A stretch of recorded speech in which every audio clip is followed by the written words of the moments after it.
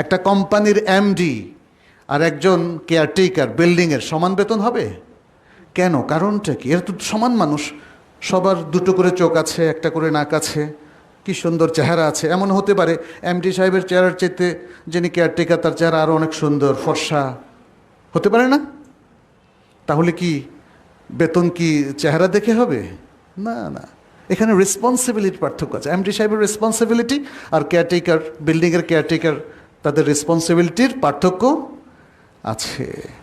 নারী পুরুষের মধ্যে যেখানে উত্তরাধিকারের পার্থক্য আছে, সেখানেও আমরা দেখি যে আল্লাহ সুবহানাহু ওয়া তাআলা রেসপন্সিবিলিটির পার্থক্য করেছেন নারীর।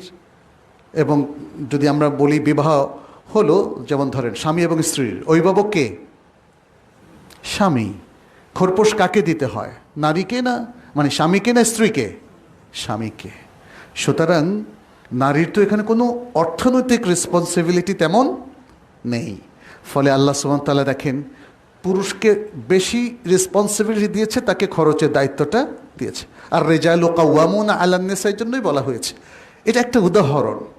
এভাবে আপনি দেখবেন যে সমাজের বিভিন্ন জায়গায় আল্লাহ সুবহানাহু ওয়া তাআলা যে কিছু পার্থক্য করেছেন, সেই পার্থক্যটা আদল এবং ইনসাফের দাবি।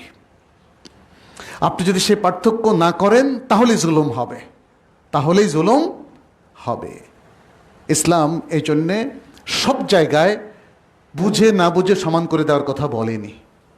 ইসলাম যে ফ্যামিলি স্ট্রাকচার, সোশ্যাল স্ট্রাকচার এবং একটা রাষ্ট্রের যে স্ট্রাকচার ইসলাম দিয়েছে, সে অনুযায়ী দায়িত্ব এবং রেসপন্সিবিলিটি বন্টন করেছে এবং সে অনুযায়ী তাদের পাওনা নির্ধারণ করেছে।